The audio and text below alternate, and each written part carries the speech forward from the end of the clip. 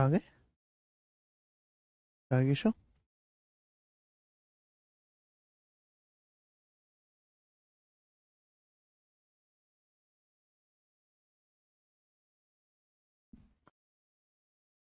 Hello दोस्तों, नमस्ते भाई, गुड इवनिंग। कैसे हैं आप सभी लोग? बच्चों कैसा महसूस कर रहे हैं? हाँ भाई साहब। बच्चों, क्या मैं आप सभी लोगों को लाइव दिखाई दे रहा हूं? सैटरडे संडे 2 दिन की छुट्टियों के बाद हमारी मुलाकात हो रही है। मैं आपसे पूछना चाहूंगा कि इन 2 दिनों में आपने क्या पढ़ाई करी? क्या चीज है ये केशव? अच्छा, बताइए मेरे भाई साहब, इन 2 दिन में आपने क्या पढ़ाई करी? कुछ पढ़ाई करी आप लोगों ने?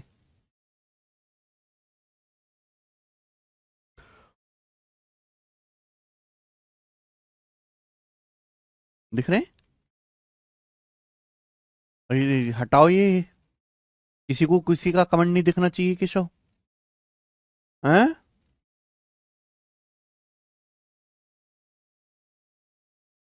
चलो, चले दोस्तों, हम लोग प्रतिशत पढ़ रहे हैं मेरे प्यारे भी। बहुत धीरे धीरे मैं आपको पढ़ा रहा हूं, बिल्कुल चौथी फेल मान के आप लोगों को, टाइप वाइज टाइप सीक्वेंस में। और आज की क्लास में मुझे एक बहुत ही अच्छा और बहुत इंपॉर्टेंट एक नया कंसेप्ट सिखाना है। उससे पहले मेरे दोस्तों, एक टाइप आपके सामने रहता है एरर वाला क्वेश्चन, ठीक है ना?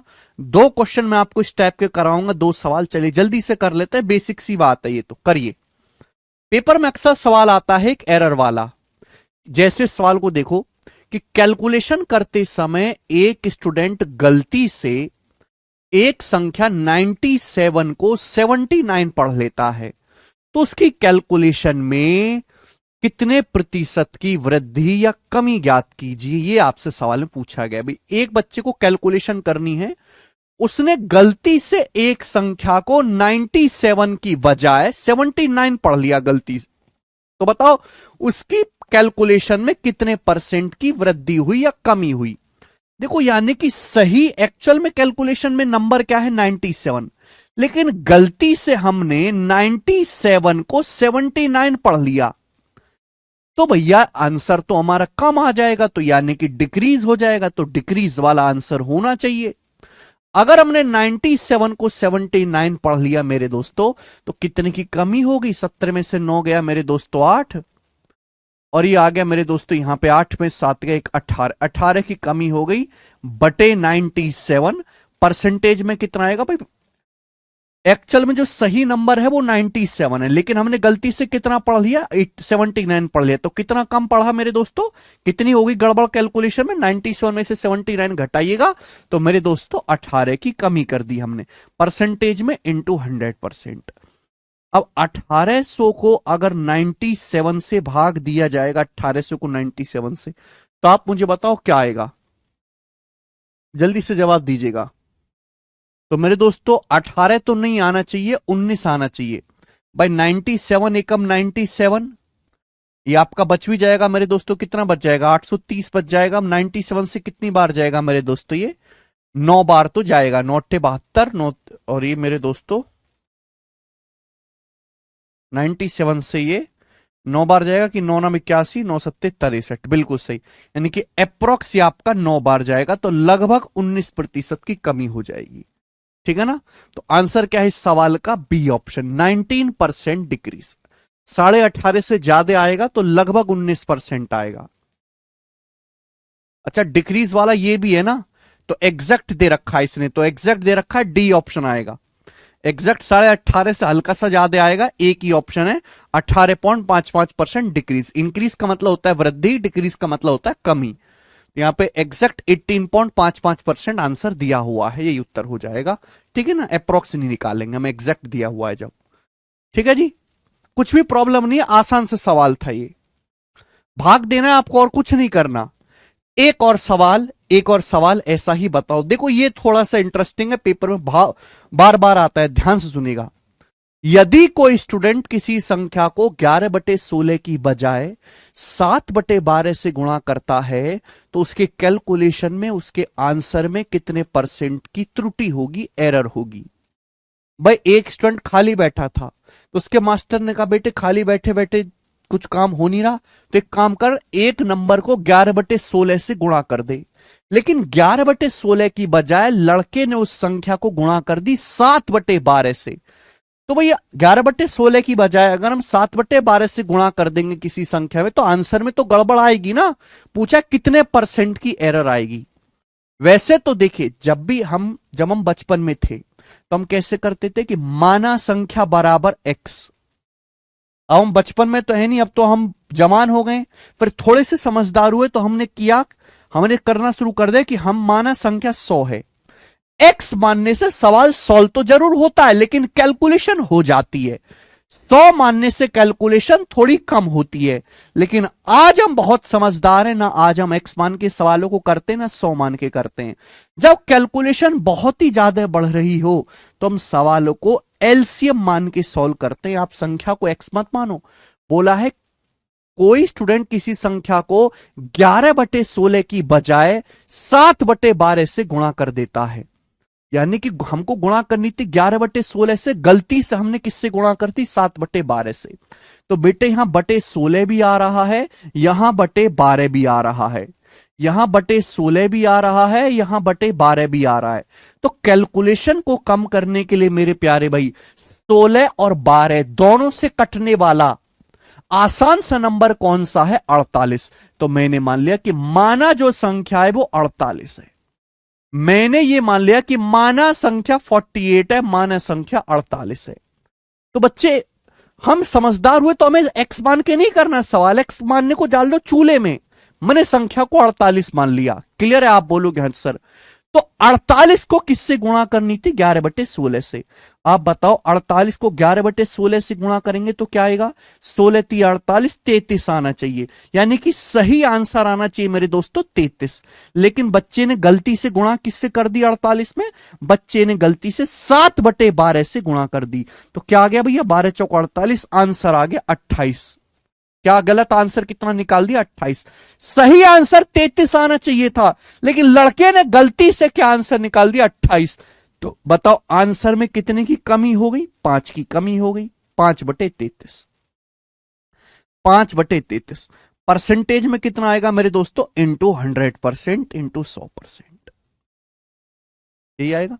तो 500/33। क्लियर है? आप बोलोगे हाँ जी सर बिल्कुल सही। वैसे तो 1/33 जो होता है वो 3% होता है, तो 5/33 जो आएगा लगभग 15% आएगा। 15% से ज्यादा ही आएगा, हल्का सा 15% से हल्का सा ज्यादा बी ऑप्शन।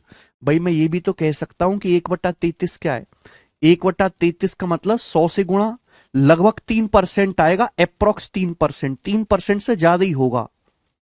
तो 5/33 क्या आएगा 15% से हल्का सा ज्यादा, बी ऑप्शन आंसर है। ठीक है? 16.66 कैसे आ जाएगा भाई, यार तुम कुछ भी बोलते हो।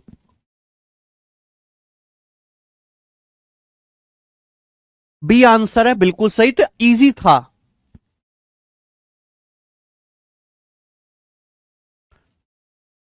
अब इससे सिंपल क्या होगा और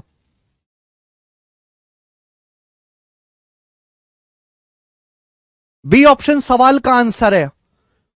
और कोई इसमें अलग से कोई फॉर्मूला थ्योरी छोड़ना सिखाने के लिए, हमने कैलकुलेशन को कम करने के लिए जब भी ऐसा सवाल आए, मैं आगे बता रहा हूं कि हम पूरे मैथ में ऐसा करेंगे कि ये देखो प्रॉब्लम क्या है कि यहां बटे 16 आ रहा, यहां बटे 12 आ रहा, 7/12। ये बटे 16/12 की वजह से कैलकुलेशन मुश्किल हो जाती है।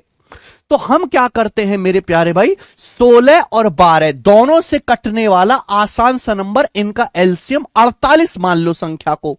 48 ऐसी संख्या जो 16 से भी कटती है और 12 से भी कटती है। एक्स मानोगे तो बहुत मुश्किल हो जाएगा।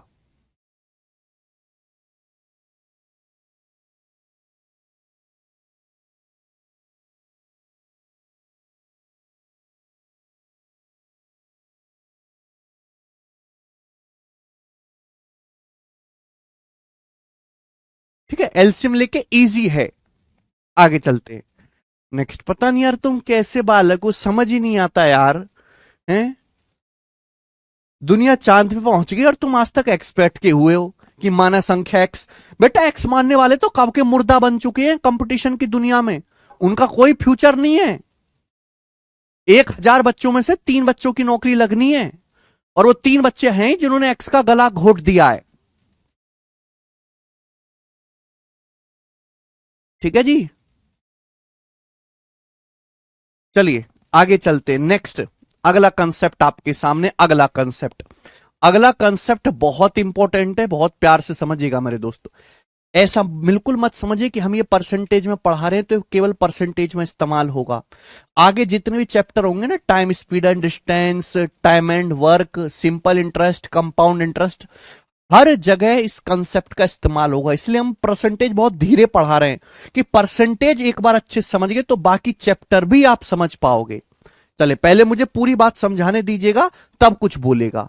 देखो मेरे प्यारे भाई, अगर दो संख्याएं हैं ए और बी इस प्रकार से, अगर दो संख्याएं ए और बी इस प्रकार से हैं कि उनका गुणनफल एक फिक्स नंबर है, कांस्टेंट है। सुनते रहिएगा। जैसे समझिए कि दो संख्याएं ए और बी इस प्रकार हैं।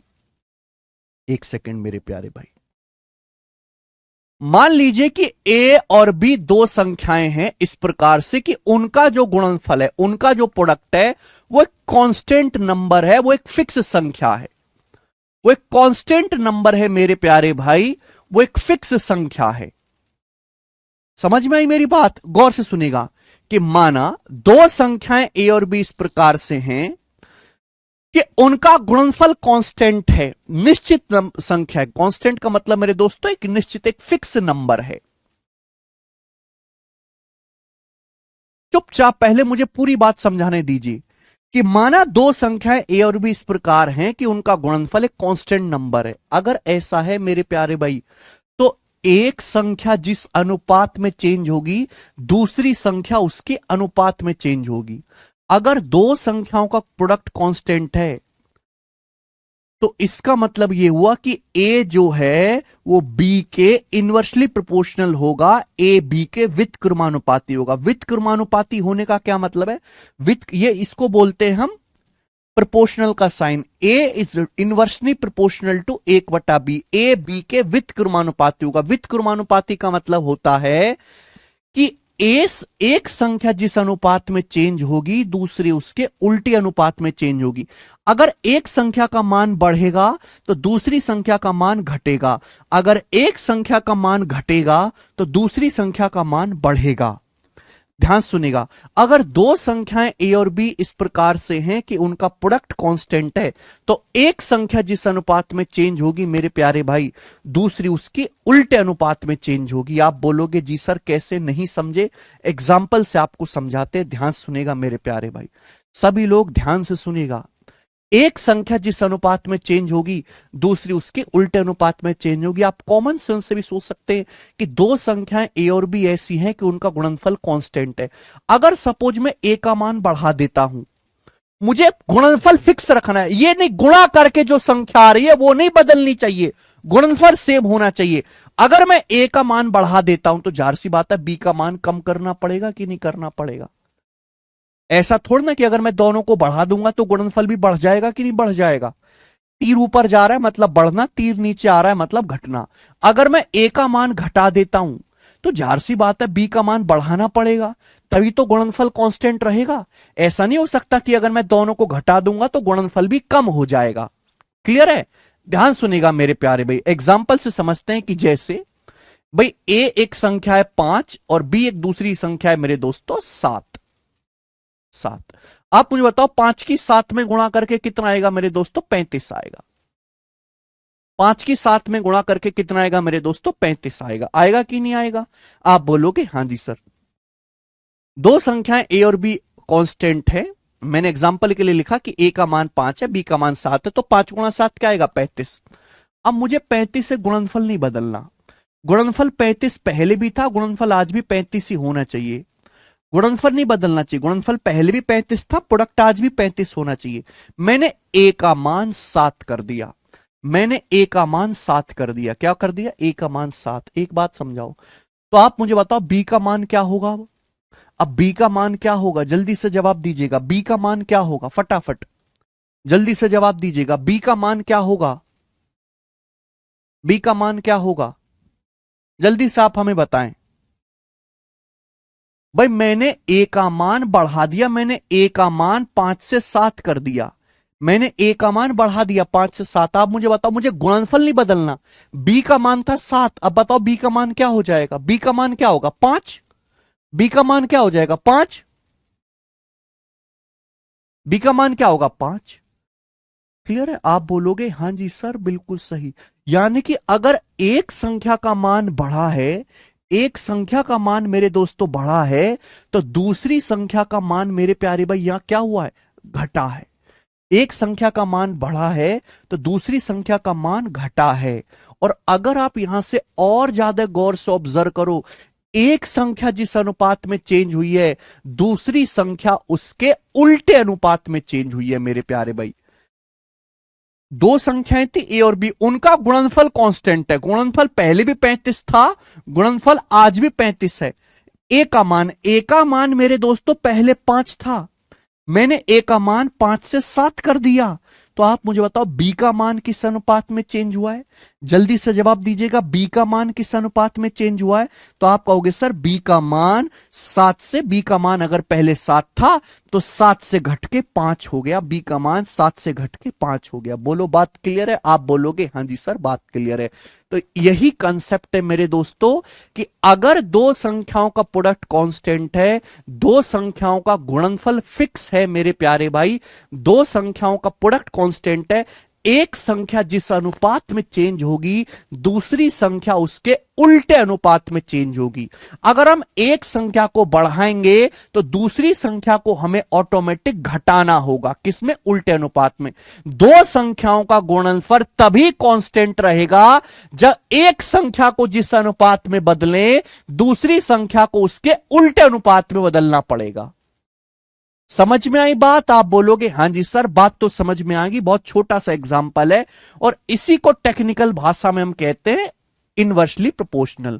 अगर दो संख्याओं का प्रोडक्ट कांस्टेंट है मेरे प्यारे भाई, तो ए बी के व्युत्क्रमानुपाती होगा, व्युत्क्रमानुपाती, ए बी के व्युत्क्रमानुपाती होगा मेरे प्यारे भाई। क्या, ये जो साइन लगा हुआ है इसको बोलते हैं व्युत्क्रमानुपाती।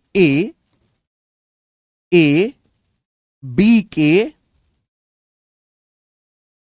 व्युत्क्रमानुपाती होगा।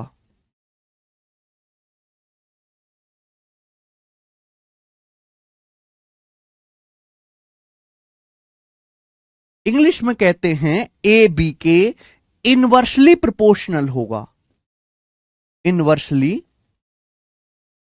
प्रोपोर्शनल होगा।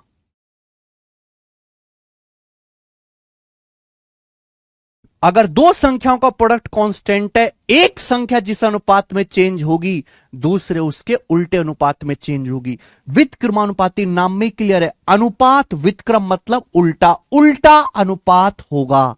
ए का जो अनुपात होगा दूसरी संख्या बी का अनुपात उल्टा होगा। अगर हम ए का मान बढ़ाएंगे बेटा तो हमें बी का मान घटाना पड़ेगा। समझ में आया, आप बोलोगे हां सर अगर हम ए का मान घटाएंगे तो हमें बी का मान बढ़ाना पड़ेगा। आप बोलोगे जी बिल्कुल सही बात समझ में आ गई है, कोई भी परेशानी नहीं है। अगर दो संख्याओं का प्रोडक्ट कांस्टेंट है तो एक संख्या जिस अनुपात में चेंज होगी दूसरे उसके उल्टे अनुपात में चेंज होगी। मैं इस बात को एक बहुत बेहतरीन एग्जांपल से आपको समझाता हूं, बहुत बेहतरीन एग्जांपल से। ध्यान से सुनेगा मेरे प्यारे भाई, सभी लोग ध्यान से सुनेगा, सभी लोग ध्यान से सुनेगा मेरे दोस्तों।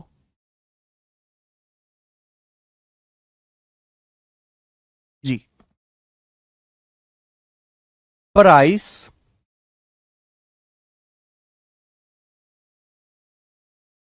यहां ऐसे लिख देते हैं, एक्सपेंडिचर बराबर, एक्सपेंडिचर बराबर प्राइस गुणा कंजम्पशन। मेरी थोड़ी तबीयत ठीक नहीं है भाई तो ज्यादा परेशान ना करो।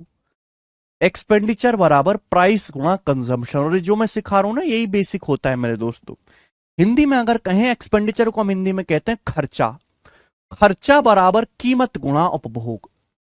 खर्चा बराबर प्राइस मतलब कीमत गुणा खपत, खर्चा बराबर कीमत गुणा खपत, एक्सपेंडिचर बराबर प्राइस गुणा कंजम्पशन, खर्चा बराबर कीमत गुणा खपत, खर्चा बराबर कीमत गुणा खपत। आप बोलोगे हां जी सर बिल्कुल सही बात समझ में आई, खर्चा बराबर कीमत गुणा खपत। ये बात तो हर कोई जानता है, नहीं जानते तो मैं और इसको एग्जाम्पल समझाता हूं। सपोज मेरे प्यारे भाई आपके घर में चावल खाया जाता है 50 रुपए पर किलो का।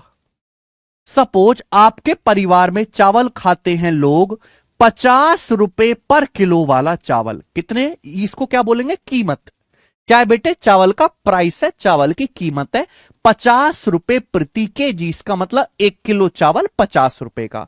तो आपके घर में चावल खाया जाता है जिसकी कीमत है 50 रुपए पर केजी। कितनी कीमत है मेरे प्यारे बेटे, 50 रुपए पर केजी। कितना है, 50 रुपए पर केजी। आप बोलोगे हां जी सर बिल्कुल सही बात समझ में आ गई, 50 रुपए पर केजी। और मेरे दोस्तों एक महीने में आप 12 किलो चावल खाते हैं तो ये होगी खपत।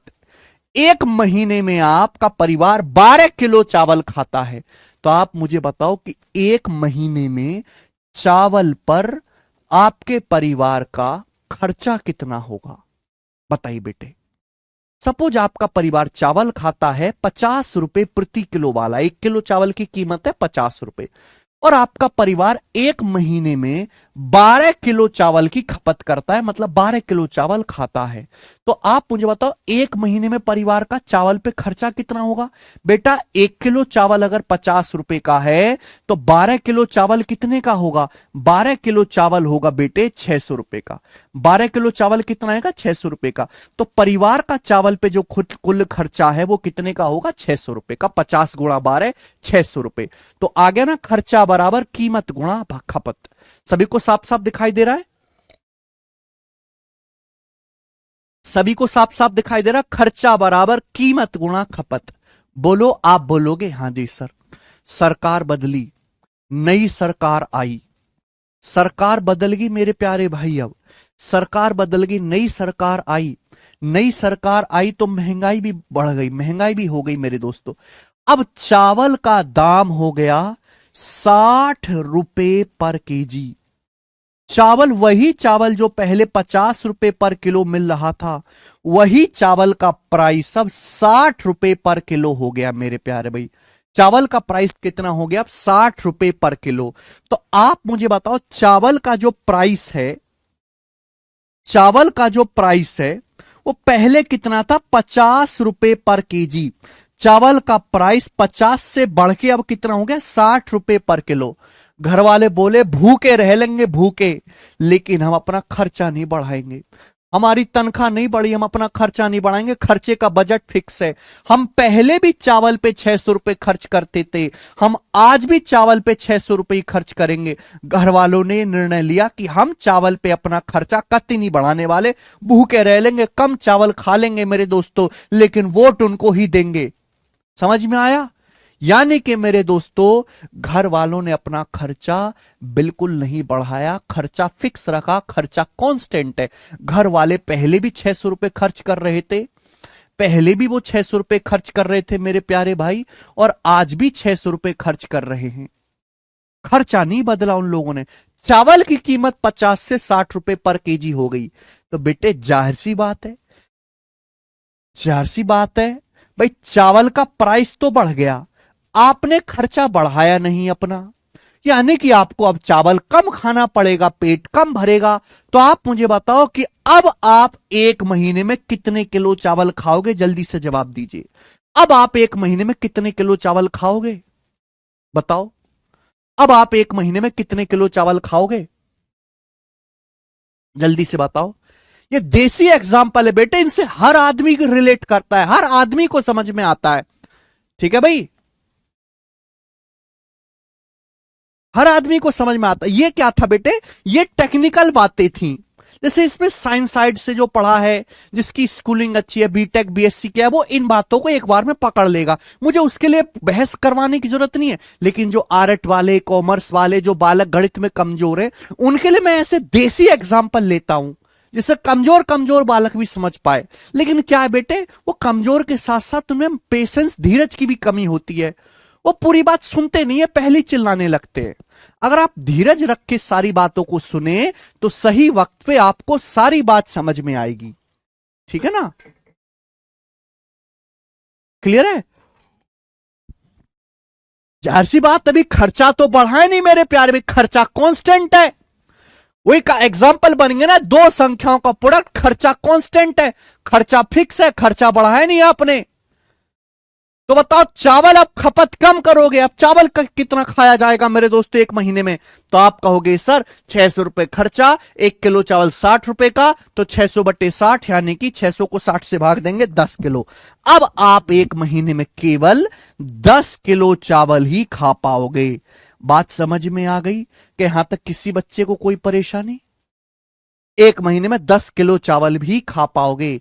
क्लियर है? आप बोलोगे हाँ जी सर। तो यहां मेरे दोस्तों गौर से देखें, चावल का प्राइस बढ़ गया, चावल का प्राइस मेरे दोस्तों बढ़ गया मेरे प्यारे भाई, लेकिन आपने अपना खर्चा नहीं बढ़ाया। तो चावल की खपत मेरे दोस्तों आपको कम करनी होगी, भूखे पेट से होना पड़ेगा, कम खाना पड़ेगा। आप बोलोगे हाँ सर, चावल का प्राइस 50 रुपए से बढ़ के 60 रुपए पर केजी हो गया, तो चावल का प्राइस बढ़ा कितना मेरे दोस्तों? अगर चावल का प्राइस पहले 5 था, रेशियो ले लेंगे ना, 0 से 0 कट गया, चावल का प्राइस अगर 5 था तो 5 से बढ़ के 6 हो गया। तो चावल का प्राइस बढ़ा कितना है? चावल का प्राइस अगर पहले 5 था तो 5 से 6 होके कितना हो गया? 1 बढ़ गया। 1/5 होता है 20%, यानी कि चावल का दाम 20% बढ़ा है मेरे प्यारे भाई। अगर मैं परसेंटेज में कहूं, चावल का प्राइस 50 रुपए पर केजी था, तो चावल का प्राइस 50 से 60 रुपए पर केजी हो गया, चावल का दाम 20% बढ़ गया। कितना बढ़ गया मेरे दोस्तों? 20% बढ़ गया। तो आप मुझे बताओ, चावल की खपत कितने परसेंट कम हो गई? चावल की खपत कितनी कम होगी? जल्दी से जवाब दीजिएगा भाई। चावल का दाम तो 50 से 60 हो गया, 20% बढ़ गया। 5 था पहले, 5 से बढ़ के 6 हो गया, 1 बढ़ा। चावल की खपत, चावल आप पहले खा रहे थे एक महीने में 12 किलो, अब आप एक महीने में मेरे दोस्तों 10 किलो ही चावल खा पाओगे। अनुपात कितना आएगा? 12 से जब मैं 10 काटूंगा, 2 से कट जाएगा, 2 छिक्का 12, 2 पंजे 10। देखो आ गया कि नहीं आ गया मेरे प्यारे भाई? यही तो मैंने आपको समझाया कि अगर दो संख्याओं का गुणनफल फिक्स है, देखो यहां खर्चा जैसे फिक्स है, अगर दो संख्याओं का गुणनफल फिक्स है, एक संख्या जिस अनुपात में चेंज होगी, एक संख्या जिस अनुपात में चेंज होगी, दूसरी उसकी उल्टी अनुपात में चेंज होगी। गौर से देखो, चावल का प्राइस 5 से बढ़ के 6 हो गया, दिख रहा है? चावल का प्राइस किस अनुपात में चेंज हुआ? 5 से 6 हो गया। अगर गौर से देखा जाए तो चावल की जो खपत है उल्टे अनुपात में चेंज हुई है। प्राइस 5 से 6 हो गया, खपत उल्टा अनुपात 6 से 5 चेंज हुई है मेरे दोस्तों। दिखाई दे रहा है? दिखाई दे रहा? उल्टा अनुपात दिख रहा है कि नहीं? इसलिए कहा गया है कि अगर दो संख्याओं का गुणनफल फिक्स है, कांस्टेंट नंबर है, तो दोनों संख्याएं व्युत्क्रमानुपाती होगी। एक संख्या जिस अनुपात में बदलेगी, दूसरी संख्या उसके उल्टे अनुपात में बदलेगी। इसलिए कहा गया है मेरे प्यारे भाई, चावल का प्राइस 50 से 60 हो गया, अनुपात लिया तो चावल का प्राइस 5 से 6, 20% बढ़ गया। खपत पहले 12 किलो थी चावल पे, आप खपत 10 किलो हो गई। खपत 2 से काट लेंगे, अनुपात 6:5, यानी कि खपत 6 से 5 हो गई मेरे प्यारे भाई। तो यानी कि चावल की खपत अगर पहले 6 थी तो 6 से 5 होगी, तो कितना घट गई? 1 घट गई भाई। पहले 6 थी, 6 से अब 5 होगी, 1 घट गई। और 1/6 कितना होता है? 1/6 होता है 16 सही 2/3%। आप बोलोगे हाँ जी सर बिल्कुल सही। यानी कि मेरे प्यारे बच्चों, में कह सकता हूं कि चावल का दाम अगर 20% बढ़ा तो आपने चावल की खपत को 16 सही 2/3% कम कर दिया। समझ में आया? अगर आप चावल का दाम 20% बढ़ाते हो तो आपको अपनी खपत 16 सही 2/3% कम करनी पड़ेगी, जिससे आपका खर्चा सेम रहेगा, खर्चे में कोई बदलाव नहीं आएगा। जितना खर्चा पहले था आज भी उतना ही खर्चा होगा। ठीक है मेरे प्यारे भाई? अगर चावल का प्राइस 20% बढ़ जाता है तो हमें चावल की खपत को 16 सही 2/3% कम करना पड़ेगा। इससे चावल का खर्चा सेम जितना पहले था आज भी उतना ही रहेगा मेरे प्यारे भाई। मुझे लगता है हर एक बच्चे को बात आसानी से समझ में आ गई है। हाँ जी स्टूडेंट, अगर आपको ये बात समझ में आई है तो कमेंट में यस लिख दो। अब इससे देसी एग्जांपल लेके, इससे सिंपल एग्जांपल, हाँ 16.66 भी लिख सकते हैं। आदित्य कुमार 16 सही 2/3 को ही 16.66 भी कहते हैं। ठीक है ना। अगर आपको समझ में आया तो कमेंट में यस लिख देंगे मेरे प्यारे भाइयों। ठीक है ओके।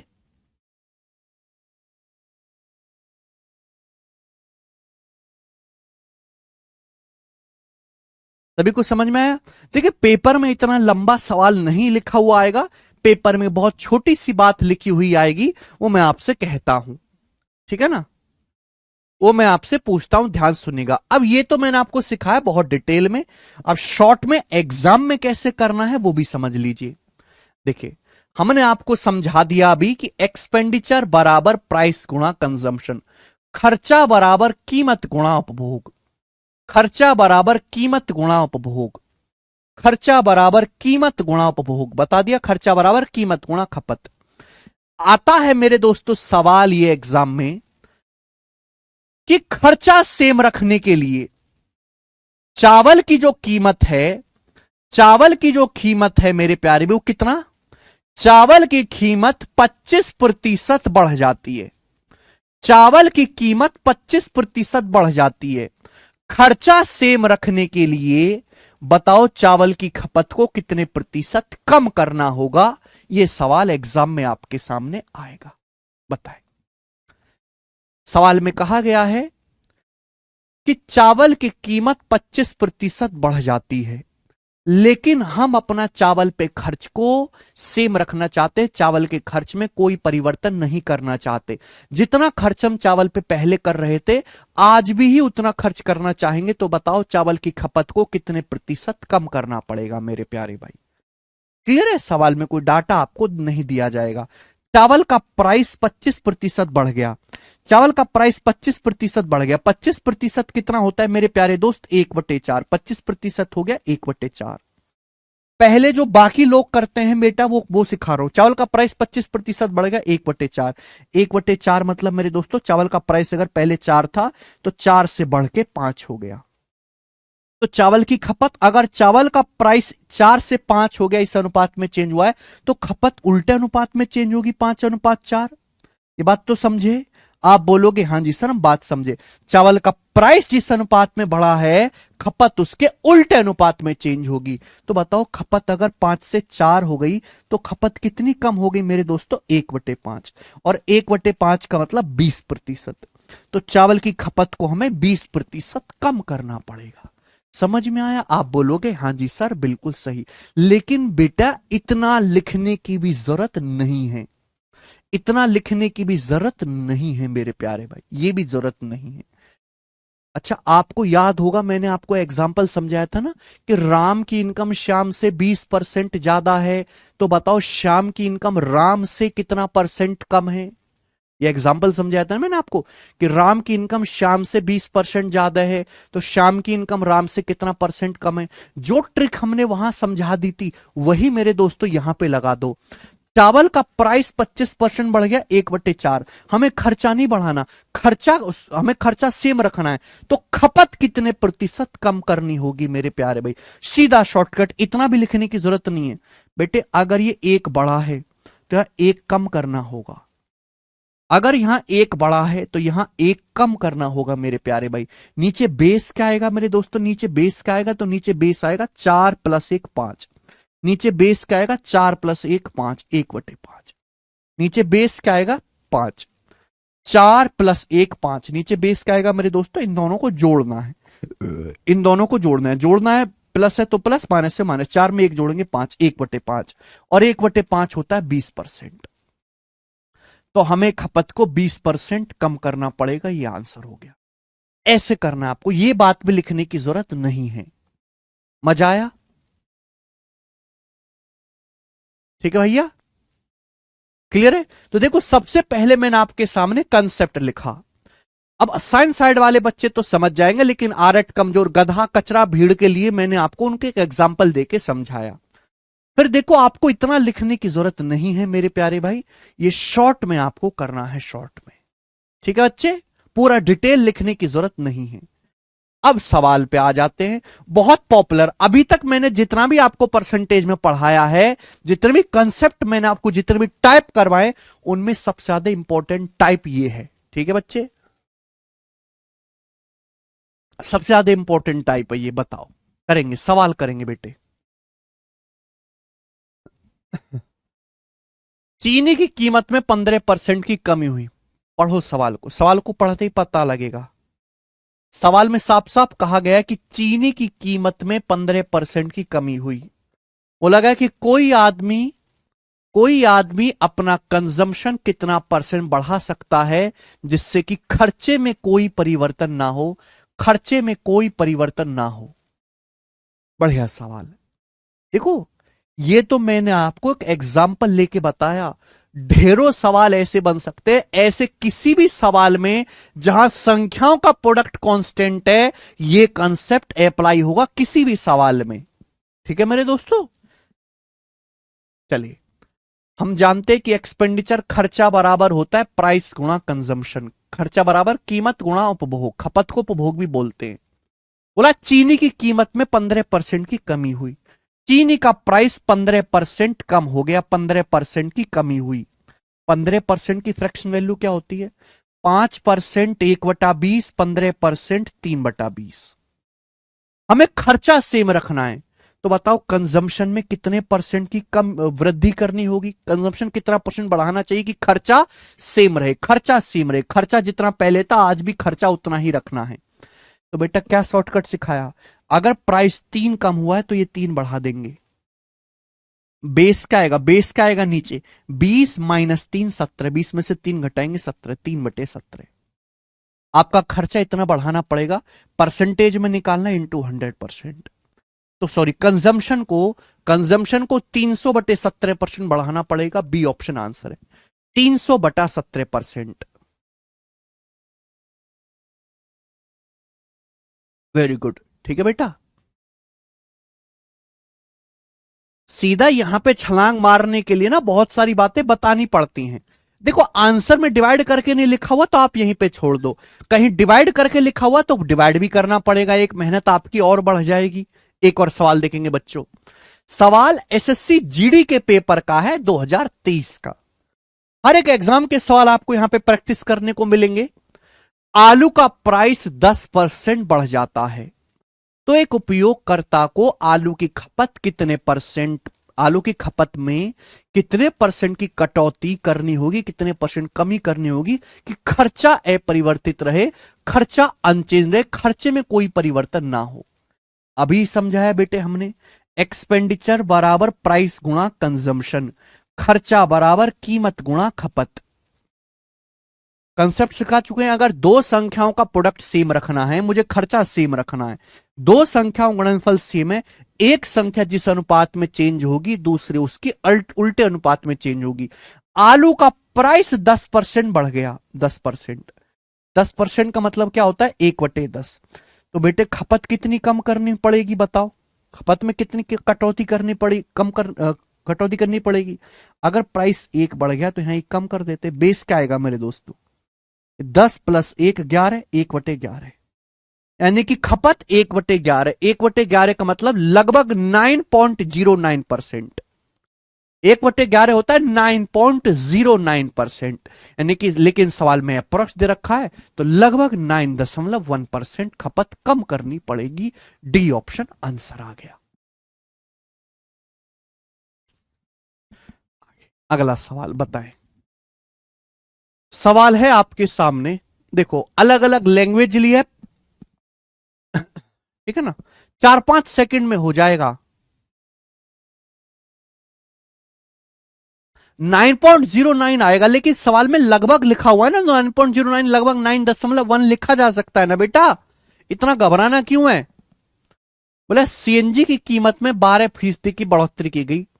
शालिनी को अपनी कार के लिए सीएनजी की खपत कितने प्रतिशत, और आंसर बताना है अप्रोक्स में, 2 स्थानों तक सही आंसर आपको बताना है।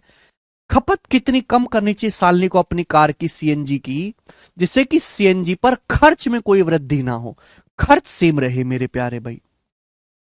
ठीक है, हर कोई जानता है कि खर्च बराबर क्या होता है, कीमत गुणा खपत, प्राइस गुणा कंजम्पशन। बोला गया सीएनजी की कीमत 12% बढ़ गई, सीएनजी की कीमत 12% बढ़ गई, 12% का मतलब 12%, 12%। 12% कितना होता है बेटे, 4% होता है 1/25, 12% है 4 का 3 गुना, 12% का मतलब हो गया 3/25। सीएनजी का प्राइस 3/25 बढ़ गया, तो खपत कितने प्रतिशत कम करनी चाहिए सालनी को सीएनजी पे, जिससे खर्चा सेम रहे। अगर प्राइस 3 बढ़ गया तो खपत भी 3 कम करनी पड़ेगी। ओवर बटे कितना आएगा मेरे प्यारे भी, तो बटे आएगा जी 25 + 3 28, ये 28, 3/28।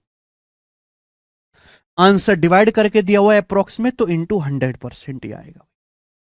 ये कितना जाएगा मेरे दोस्तों, तो आप कहोगे सर 4 से काटेंगे 100 25 बार, 4 से काटेंगे 28 7 बार, तो 25 दिया 75, 75 को 7 से भाग देंगे तो कितना जाएगा, 25 दिया 75 है, 75 को 7 से भाग देंगे तो 7 2 70 बचेगा, 5 दशमलव लगा के 0, 7 7 49, तो लगभग 10.7% आएगा।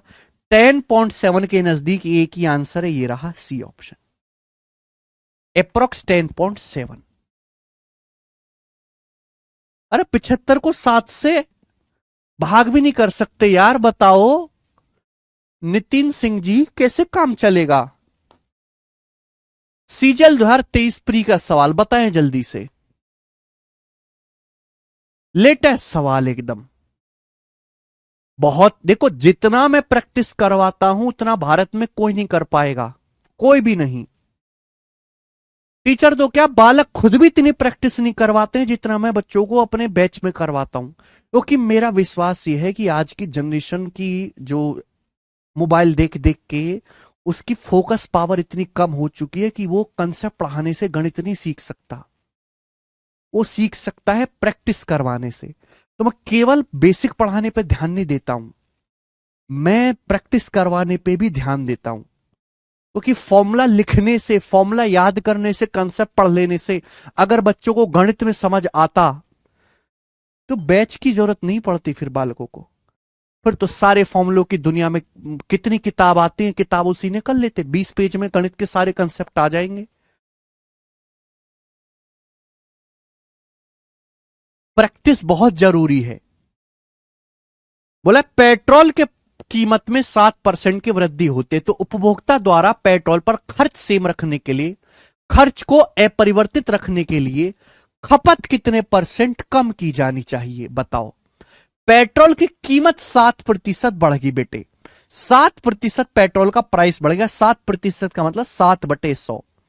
तो सवाल में कहा गया है कि अगर हमको यहां पर खर्चा सेम रखना है पेट्रोल पे, तो खपत कितने प्रतिशत कम करनी होगी। बेटा अगर ये 7 बढ़ा है तो 7 कम करना होगा। नीचे बेस क्या आएगा, नीचे बेस आएगा जी 100 + 7 107, 107, और परसेंटेज में इंटू 100% ही आएगा। अब 700 को 107 से भाग देंगे तो कितनी बार जाएगा, 6 बार जाएगा, 6 बार जाएगा मेरे दोस्तों।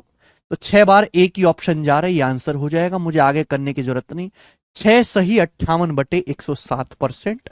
हर बच्चे ने कर लिया, वेरी गुड यार, तुम तो बड़े समझदार हो। मैं तो तुमको ऐसी गरिया रहा था, तुम तो बड़े तेज निकले। आगे चलेंगे, सवाल नंबर है मेरे प्यारे दोस्त यहां पर 108 बनाएंगे। सवाल दिल्ली पुलिस कांस्टेबल का है, हमें करके बताएं। बिल्कुल ऐसा ही सवाल मेरे प्यारे भाई, जल्दी से करके बताएं दिल्ली पुलिस कांस्टेबल का, फटाफट।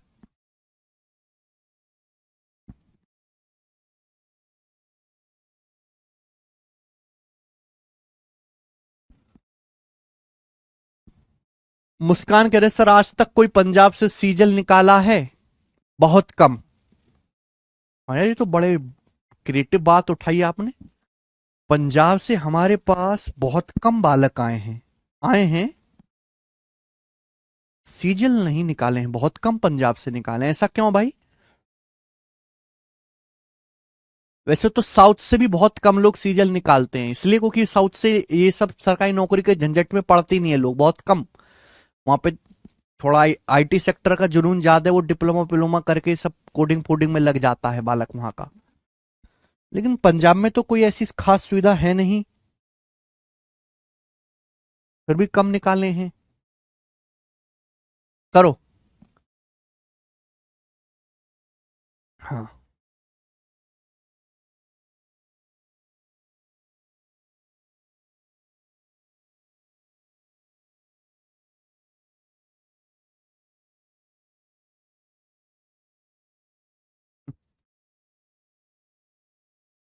A option.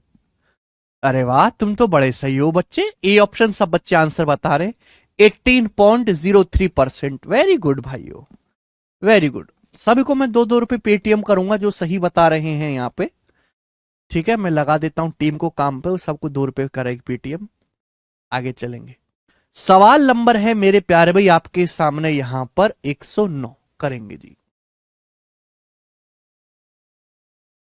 सेम कंसेप्ट पे सवाल है।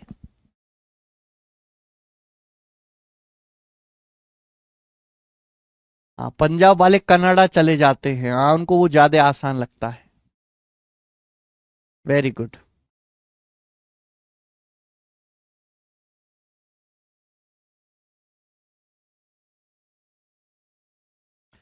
मध्य प्रदेश से तो बहुत बच्चे निकालते हैं भाई। अगला सवाल करो। ये बहुत अच्छा सवाल है मेरे प्यारे भाई, लेटेस्ट आया था पेपर में, बोला है a person increases his consumption of sugar bye 42.84% because the price of sugar is reduce by X%। एक आदमी अपनी चीनी की खपत 42.84% बढ़ा देता है, चीनी ज्यादा खानी शुरू कर दी आदमी ने, खपत बढ़ा दी, क्यों? क्योंकि चीनी सस्ती हो गई, चीनी का प्राइस X% कम हो गया। बताओ एक्स का मान क्या है? Expenditure remains constant, expenditure constant रहता है। आप जानते कि एक्सपेंडिचर खर्चा बराबर कीमत गुणा खपत।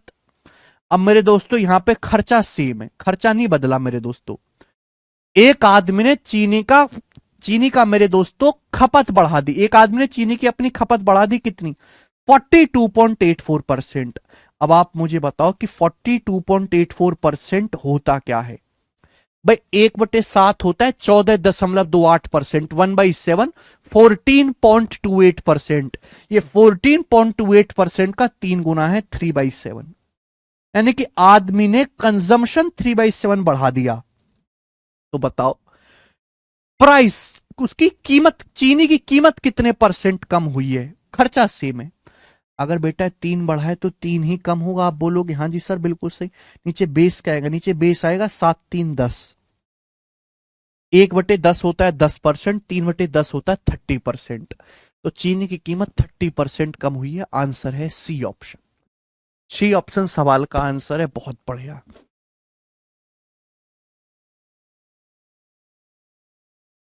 मजा आया। और ये मजा सभी बच्चों को देना चाहिए। बच्चों आप लोगों को शेयर कर करके हैं। सवाल नंबर 110, बहुत बढ़िया मेरे प्यार में, जीडी का सवाल। देखो, हर एक सवाल में बच्चों लैंग्वेज अलग है, हर एक सवाल में लैंग्वेज, मैं बेशक सेम कंसेप्ट के सवाल करवाता हूं, लेकिन उस सेम कंसेप्ट में भी मैं हर सवाल में कुछ ना कुछ नयापन रखता हूं। चाहे वो मेरे दोस्तों किसी के ऑप्शन फ्रैक्शन में है, किसी में कैलकुलेशन ज्यादा है, किसी की लैंग्वेज कंफ्यूजिंग है, हर बार आपको फ्रेश लगेगा। और अलग अलग एग्जाम के सवाल करवाता हूं, इसलिए मेरा बहुत ज्यादा समय जाता है रिसर्च करने में। मैं शाम को 4 बजे से क्लास लेना शुरू करता हूं, तो पूरा जो मेरे पास दोपहर का समय बचता है उसमें मैं केवल सीट तैयार करता हूं। बताइए।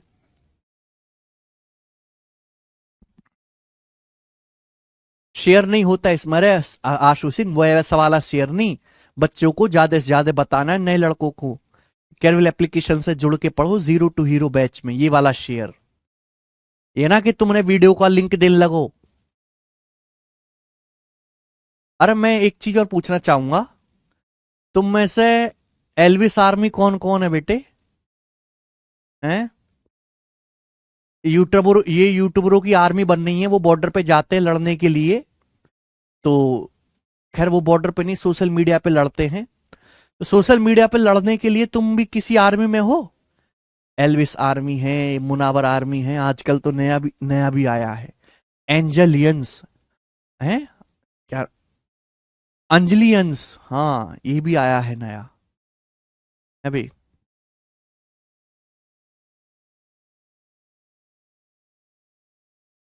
तो तुम में से भी कोई छपरी आर्मी में है?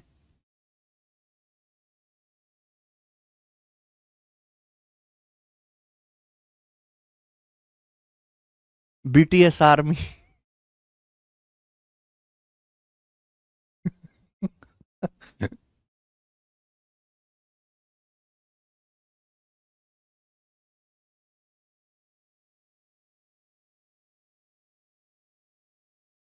मेरी एक बात गौर से सुनना, learn from everyone but follow no one, समझे?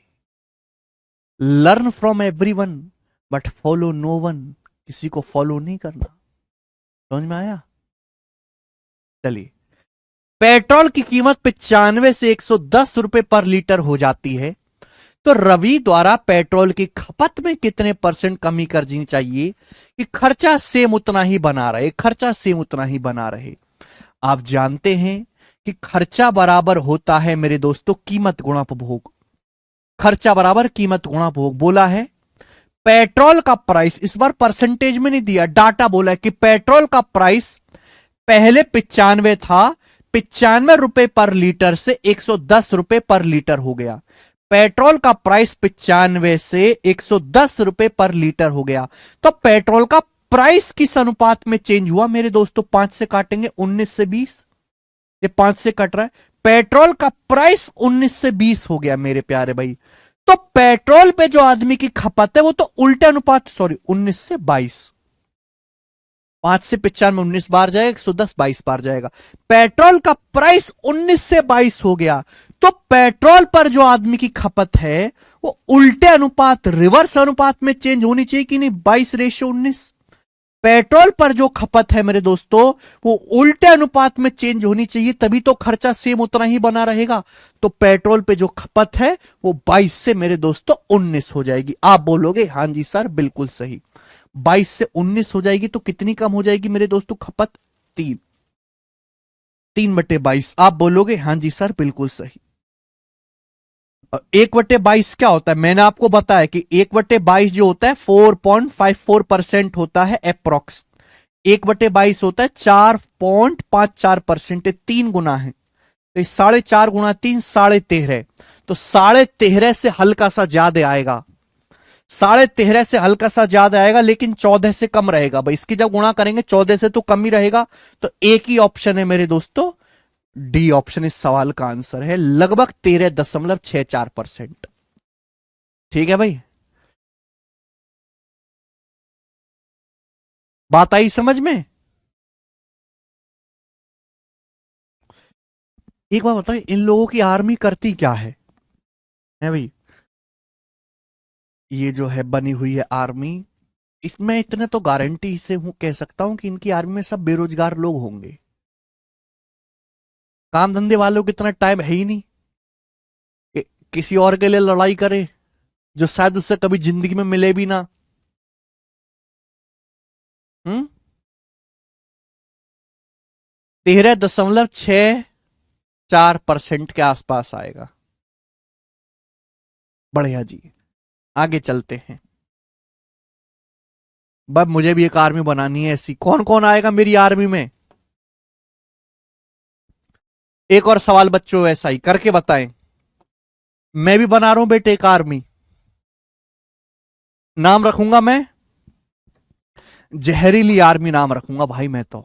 कैसा लगा?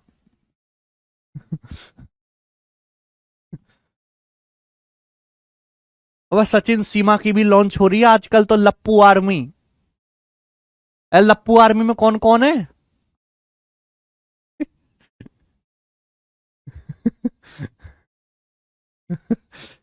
चीफ, चीफ की पोस्ट खाली है भाई हमारी आर्मी में, बताओ कौन लेगा चीफ वाली पोस्ट?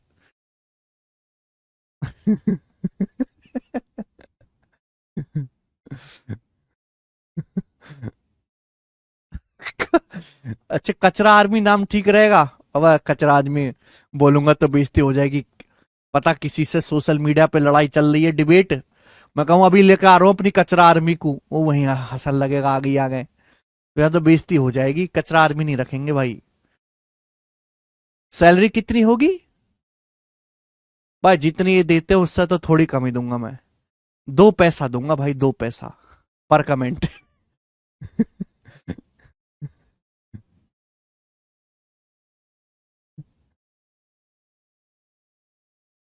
चलिए, करो मेरे प्यारे भाई।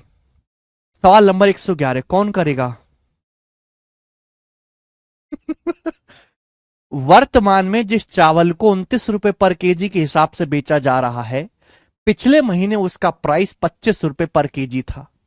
किसी परिवार को चावल की खपत को कितना परसेंट कम करना चाहिए जिससे कि खर्चा पहले के समान रहे? देखो मेरे दोस्तों, आप जानते हैं कि एक्सपेंडिचर बराबर प्राइस गुणा कंजम्पशन, खर्चा बराबर कीमत गुणा उपभोग। सवाल में बोला गया कि प्रेजेंट में जिस चावल का प्राइस 29 रुपए पर किलो है, पिछले महीने उसका प्राइस 25 रुपए पर किलो था। मतलब चावल का प्राइस पिछले महीने 25 रुपए पर केजी था, अब प्राइस 25 से 29 हो गया, तो प्राइस इस अनुपात में चेंज हुआ, तो कंजम्पशन तो उल्टे अनुपात में चेंज होगा ना। खर्चा सेम रखना है, खर्चा सेम रखना है, तो खपत उल्टे अनुपात में चेंज हुई होगी 29 से 25। तो बताओ खपत कितनी कम करनी पड़ेगी मेरे प्यारे दोस्तों? खपत कितनी कम करनी पड़ेगी? 4। 29 से 25 4 कम करना पड़ेगा, 4/29। परसेंटेज में कितना आएगा? इंटू 100%। तो 400/29% खपत कम करनी होगी। कितना आएगा बेटे ये? अब देखो यहां डिबेट का विषय है कि 13, ये अप्रोक्स में बताना, निकटतम पूर्णांक तक। जब मैं 400 को 29 से भाग दूंगा तो 29 एकम 29, सॉरी, 400 को 29 से भाग दूंगा तो 29 एकम 29, अब चल जा वे, 29 एकम 29 मेरे दोस्तों, बचेगा मेरे दोस्तों यहां पर 11। तो 29 दिया 87, 87 के बाद जो है मेरे प्यारे भी कितना बच जाएगा? 13 और 10 23 बच जाएगा। फिर 29 सत्ते 203, फिर 7 0, तो 29 दूनी 58, ये आएगा लगभग 13.72%। तो आंसर जो आया वो 13.72 आया है। अगर आंसर 13.5 से, मैंने आपको बताया था कि अगर आपको नियरेस्ट इंटीजर में आंसर बताना है, ये 13.5 से बड़ा आया है। जब ये 13.5 से बड़ा आया है तो हम इसके जो नियरेस्ट इंटीजर है वो 13 नहीं लेंगे, 13 गलत हो जाएगा, 14% लेंगे मेरे दोस्तों, 14%। अगर 13.5 से बड़ा आया है तो हम 14% लेंगे बेटे अप्रोक्स। अगर 13.5 से कम आता तो हम 13% लेते। बात आई समझ में? ये मैंने पहले भी बता दिया है, ये लगभग 14% के करीब आएगा। ठीक है जी। Bigg Boss is a platform to find biggest छपरी ऑफ इंडिया। अरे बिग बॉस करवाने वाला भी छपरी ही है। चलो आगे चलते हैं मेरे प्यार भी। सवाल है आपके सामने, कर लोगे ना? 112 नंबर सवाल बताओ। ठीक है ना? करे मेरे दोस्त, इस सवाल को देखो। अब इस सवाल में मेरे प्यारे बच्चे परसेंटेज में ना पूछ के एग्जैक्ट वैल्यू पूछ गई है।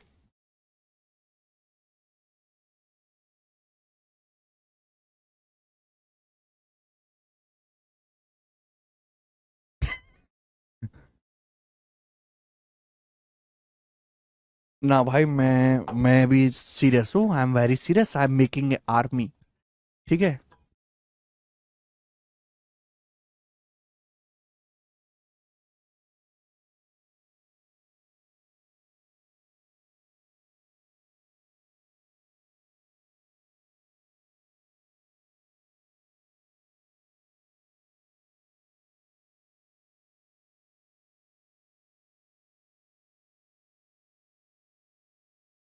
चलिए, कौन करेगा बच्चों सवाल? ठीक है। जैसे जैसे हम आगे बढ़ रहे हैं वैसे वैसे लैंग्वेज को भी ट्विस्ट करते जा रहे हैं, ठीक है ना। चावल की कीमत में 35% की गिरावट आती है, ज्ञात करें उतने ही रुपए में चावल की कितनी अतिरिक्त मात्रा खरीदी जा सकती है जो पहले 104 किलो चावल खरीदने के लिए पर्याप्त थी। बहुत बढ़िया। चावल का प्राइस 35% कम हो जाता है, जाहिर सी बात है 35% प्राइस कम हो गया, चावल सस्ता हो गया। तो आपसे पूछा कितनी एक्स्ट्रा क्वांटिटी चावल खरीदा जा सकता है उसी पैसे से, सेम उतने ही पैसे से जिस पैसे से पहले 104 किलोग्राम चावल आ रहा था।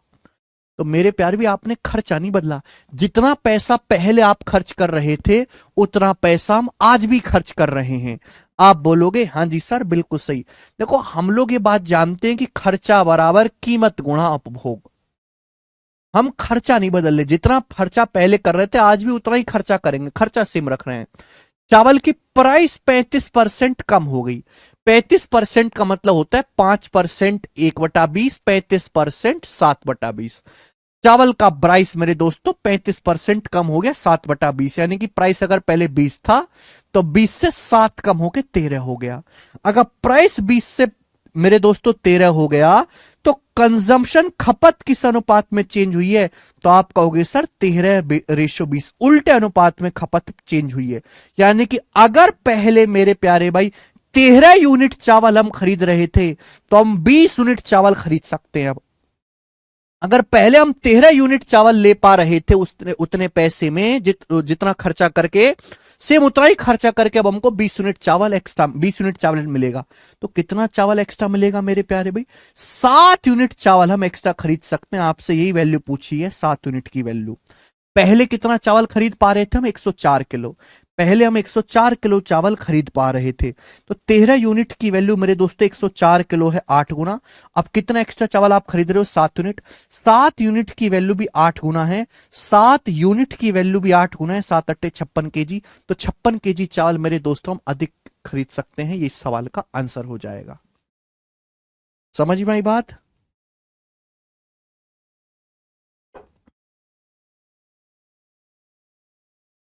कर पाओगे बेटा। नेक्स्ट आगे चलते हैं मेरे प्यारे बच्चे। सवाल नंबर है यहां पे, ये तो 112 था, हम लोग लेंगे सवाल नंबर 113, करके बताएं। सवाल शीत सल के टीयर 1 के पेपर में आया है 2022 में, आपसे बिल्कुल लेटेस्ट सवाल पूछ रहा हूं, बनाओ। बोला एक वस्तु के प्राइस में 25% की कमी हो जाती है, इसलिए खर्चे को समान रखने के लिए एक परिवार ने उस वस्तु की खपत में 20 किलोग्राम की वृद्धि की, खपत में 20 किलोग्राम की वृद्धि की। पूछा है परिवार की पहले खपत कितनी थी, परिवार की पहले खपत कितनी थी आपसे पूछा गया है। ठीक है मेरे प्यारे भाई, बेसिक सी बात है मेरे प्यारे भाई। ठीक है भाई, एक वस्तु का प्राइस 25% कम हो जाता है, प्राइस 25% कम हो गया, 25% मतलब 1/4।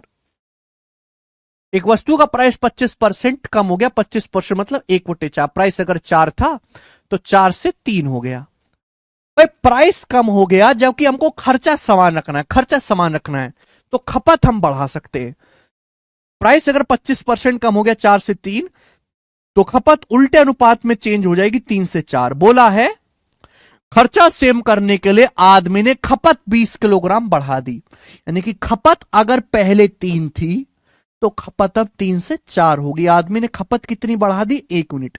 सवाल के अकॉर्डिंग खपत बढ़ाई कितनी गई है, 20 किलोग्राम। तो 1 यूनिट की वैल्यू 20 किलोग्राम है। सवाल में पूछा गया परिवार की पहले खपत कितनी थी, तो पहले खपत थी 3 यूनिट। तो 3 यूनिट की वैल्यू क्या आएगी, अगर 1 की वैल्यू 20 है तो 3 की वैल्यू आएगी 3 गुणा 20, 60 किलोग्राम। तो 60 किलोग्राम परिवार की पहले खपत थी, आंसर है पहला ऑप्शन। आपसे भी पूछ सकता है कि बताओ अब परिवार की नई खपत कितनी, तो नई खपत आपसे पूछा होता बाद की खपत, तो 4 यूनिट की वैल्यू निकालते 80 केजी। कर पाओगे बेटे। ये सेम कंसेप्ट पे सवाल है, बस यहां परसेंटेज में ना पूछ के एग्जैक्ट वैल्यू पूछ ली गई है। बिल्कुल टाइप वाइज टाइप मैंने सीक्वेंस में लगाया है। देखो इतना इंपॉर्टेंट टाइप है, मैं ज्यादा सवाल करवा रहा हूं, ठीक है ना। अब जैसे पिछला ही टाइप था, इससे पहला टाइप था, मैंने आपको दो ही सवाल कराए, किसकी इज्जत दो सवाल लायक ही है, ठीक है ना भाई। जितनी जिसकी इज्जत हो उसको उतना समय देना पड़ता है, ठीक है ना।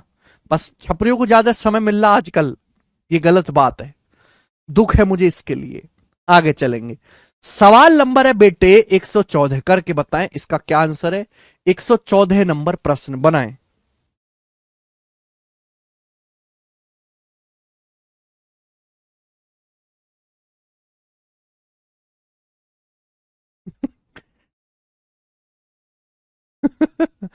अच्छा गुर्जर साहब।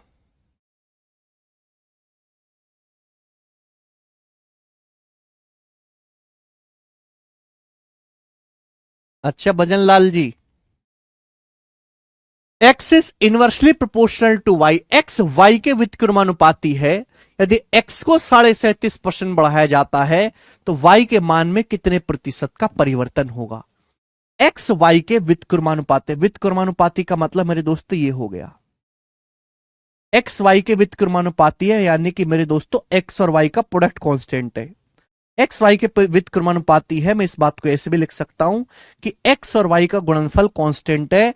एक संख्या एक्स जिस अनुपात में चेंज होगी वाई उसके उल्टे अनुपात में चेंज होगी मेरे प्यारे भाई। टेक्निकल लैंग्वेज यहां पे लिखी है।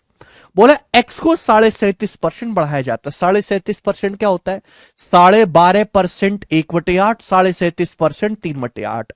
एक्स को 37.5% 3/8 बढ़ाया जाता है। एक्स को 3/8 बढ़ाया तो वाई कितना कम हो जाएगा। अगर ये 3 बढ़ाया है मेरे दोस्तों तो 3 कम हो जाएगा मेरे प्यार भी वाई। नीचे बेस क्या आएगा मेरे दोस्तों, 8 + 3 11, तो 11। 1/11 होता है 9.09%। बेटे 1/11 होता है 9.09%। ये 3/11 कितना होगा, 3 गुना, 27.27%। तो 27.27% वाई के मान में कमी हो जाएगी। आप ये भी बता सकते हैं कि मान कम हो जाएगा, एक संख्या बढ़ रही है तो दूसरी कम हो जाएगी ऑटोमेटिकली, ठीक है। सब बच्चे समझ पा रहे हैं, कह रहे हैं सर बहुत आसान है, आपने तो हलवा बना दिया है बेटे। बात सही, सुंदर बच्चों। आगे चलेंगे। सवाल नंबर है आपके सामने भाई साहब, यहां पर 114 हो गया है। सवाल नंबर है 115, बताएं।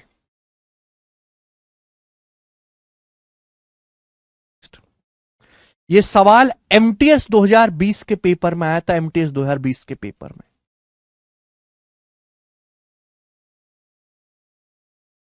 देखते हैं कितने बच्चे इस सवाल को कर पाते हैं। पढ़ो और करो, बढ़िया लैंग्वेज है, सुंदर सवाल है, बनाए जी।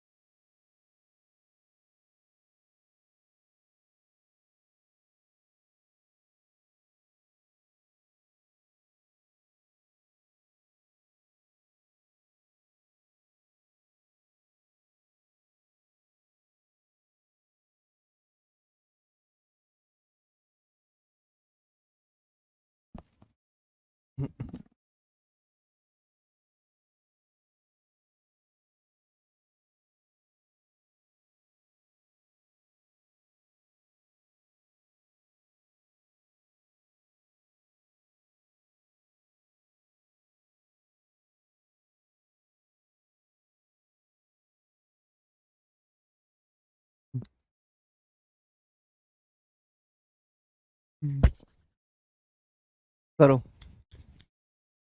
बी ऑप्शन, बहुत बढ़िया।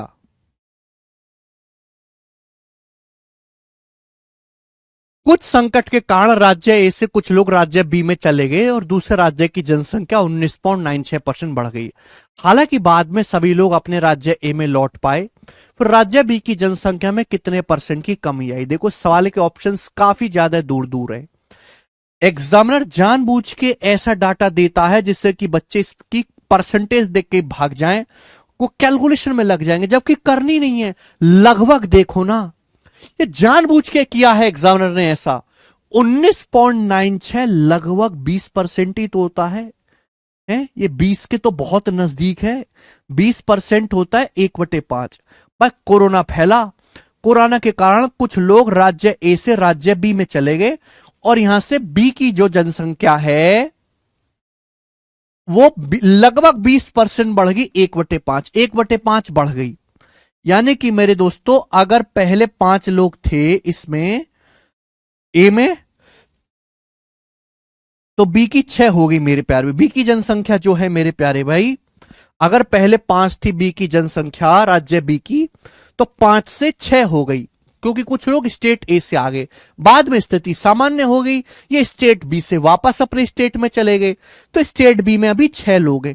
ये 6 लोग वापस मेरे दोस्तों जब अपने स्टेट में चले जाएंगे तो कितनी जनसंख्या कम हो जाएगी? 1/6। और 1/6 होता है लगभग 16.66। 16.66 के नजदीक बी ऑप्शन है। ठीक है ना? तो हमको इसलिए मैं ये सवाल लिया हूं कि ये सवाल आपको अगर आप एग्जैक्ट करने लगोगे तो कभी नहीं कर पाओगे। ऑप्शंस काफी दूर दूर है। ये सवाल बनाया ही गया है अप्रोक्स कैलकुलेशन के लिए। ठीक है बेटे? आप बोलोगे सर बिल्कुल सही। ठीक है, एग्जामिनर आपको जबरदस्ती कंफ्यूज करना चाहता है मेरे दोस्तों। आप होना नहीं, आगे चलेंगे। नेक्स्ट, अगला सवाल, सवाल नंबर बेटा 116 बोला है, due to fall in man power the production in a company decreases by 35%। By what percent should the working hours be increase to restore the original production? बहुत बढ़िया सवाल है मेरे प्यार में, जीडी के पेपर का सवाल है। अब आप कहोगे सर इसका फॉर्मूला या तो आपने बताया नहीं। बेटे हर चीज का फॉर्मूला बताया नहीं जाता, कुछ कॉमन सेंस भी होता है आदमी को, कि तुम समाज में रहते हो, आदमी हो मेरे प्यारे भाई। Due to fall in man power the production of company decreases by 35%। By what percent should the working hours be increase to restore the original production? देखो मेरे दोस्तों, कंपनी में जो सामान बनता है, जो कंपनी में प्रोडक्शन होता है, जो कंपनी में उत्पादन होता है, वो 2 चीजों पे निर्भर करता है मेरे दोस्तों। कि कंपनी में मैन पावर कितनी है, मैन पावर कितनी है मेरे दोस्तों, इनटू कंपनी में जो लोग काम कर रहे हैं उनके वर्किंग आवर्स क्या हैं। ये बात कोई समझाने वाली नहीं है मेरे प्यार भी, कॉमन सेंस है मेरे प्यार भी। ठीक है, हिंदी में अगर कहें कि भाई कंपनी, जैसे खिलौना बनाने वाले कोई कंपनी है, खिलौना बनाने वाली, ठीक है बेटा। अब कंपनी में जितने ज्यादा आदमी होंगे उतना ज्यादा प्रोडक्शन होगा। इसको बोलते हैं डायरेक्टली प्रोपोर्शनल। जब ये साइन लगा हुआ है, अगर ये वाला साइन है, ये वाला sine, A is directly proportional to B. A 1 बटा नहीं है, यहां पे 1 बटा नहीं है, डायरेक्टली प्रोपोर्शनल टू बी का मतलब ये है कि ए जिस अनुपात में चेंज होगा बी उसी अनुपात में चेंज होगा। अगर आप ए को दुगना करोगे बी भी दुगना हो जाएगा, ए 5 गुना करोगे बी 5 गुना हो जाएगा, ए को आधा करोगे बी आधा हो जाएगा, ए को 25% करोगे बी भी 25% हो जाएगा। तो प्रोडक्शन, कंपनी का प्रोडक्शन डायरेक्ट डिपेंड करता है मैन पावर पे। आप ज्यादा लोग बढ़ा दोगे कंपनी में, ज्यादा खिलौने बनेंगे। आप लोगों से ज्यादा घंटे काम करवाओगे, 8 घंटे के बजाय लोगों से 10 घंटे काम करवाओगे, ज्यादा घंटे काम कराओगे, कंपनी में ज्यादा प्रोडक्शन होगा। समझ में आई ना बात? तो बात खुद से सोच सकते हैं कि प्रोडक्शन सीधा निर्भर करता है मैन पावर पे, वर्किंग आवर्स पे। इतनी बात यहां तक क्लियर है। आगे क्या बोला गया है कि भाई मैन पावर कम हो जाती है, उसकी वजह से प्रोडक्शन 35% कम हो गया। कंपनी में लोग कम आना शुरू करते हैं, कंपनी में स्टाफ कम हो जाता है, तो उसकी वजह से मेरे प्यारे भाई प्रोडक्शन 35% कम हो गया। इसका मतलब कंपनी में जो मैन पावर है वो 35% घट गई, उसकी वजह से मेरे दोस्तों प्रोडक्शन भी 35% कम हो गया। तो बोला है लोगों के वर्किंग आवर्स कितने बढ़ाने चाहिए जिससे कि प्रोडक्शन सेम रहे, प्रोडक्शन ओरिजिनल प्रोडक्शन सेम रहे मेरे प्यारे भाई। तो मैन पावर 35% कम हो गई। 35% कितना होता है? 5%, 1/20, 35%, 7/20। मैन पावर 7/20 कम होगी तो वर्किंग आवर्स कितने बढ़ाने पड़ेंगे? अगर ये 7 कम हुआ है तो 7 बढ़ाना पड़ेगा। नीचे बेस क्या आएगा मेरे दोस्तों? 20, 7, 27, 7/27। वर्किंग आवर्स बढ़ाने पड़ेंगे, ज्यादा देर तक काम करना पड़ेगा। जाहिर सी बात है लोग कम हो जाएंगे तो बचे लोगों से ज्यादा टाइम तक काम करवाना पड़ेगा। 700/27, 700/27 कितना आएगा मेरे प्यार भी? 700 को 27 से भाग देंगे तो लगभग 27 दूनी 54 बचेगा मेरे दोस्तों। 27 दूनी 54 के बाद यहां पे 16 बचेगा, तो 27 छिक्का 100, सॉरी नीचे 13 आएगा, सॉरी सॉरी सॉरी 13 आएगा, सॉरी नीचे ना ये 7 कम हुआ तो 7 बढ़ेगा, नीचे 20 माइनस 7 13 आएगा, सॉरी 700/13। तो 700/13 कितना आएगा? 13 पंजे 65, 65 के बाद 5 जीरो, 13 चौका 52, लगभग 54%। 54% से हल्का सा कम, 54 से हल्का सा कम, ये वाला आंसर है 53.85, 53.85%। ठीक है जी। नेक्स्ट नेक्स्ट और अगला सवाल बेटे आपके सामने है। यहां पर सवाल नंबर है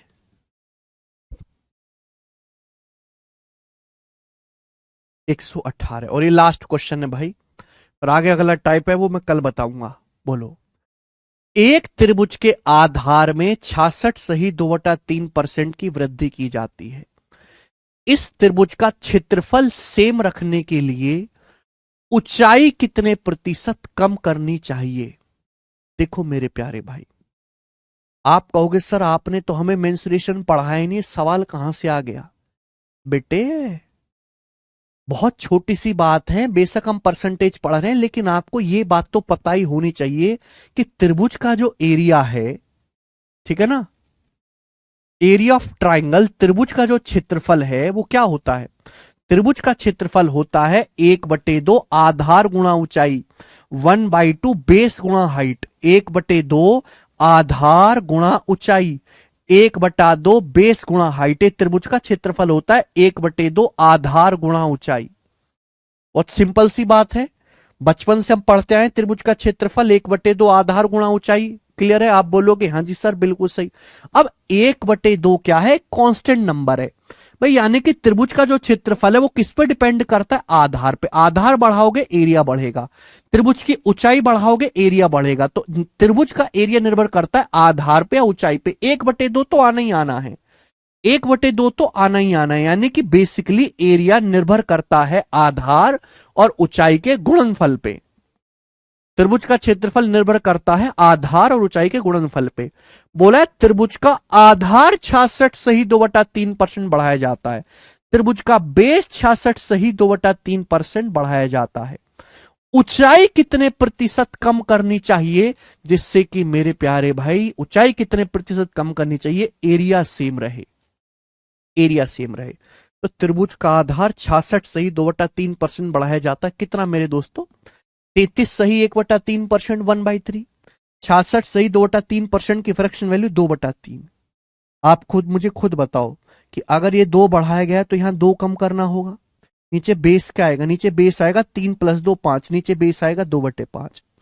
1/5 होता है 20%, 2/5 होता है 40%। 1/5 20%, 2/5 40%। तो त्रिभुज की ऊंचाई को 40% कम करना पड़ेगा बेटे। बात आई समझ में? ठीक है, माइनस था ना चित्रा?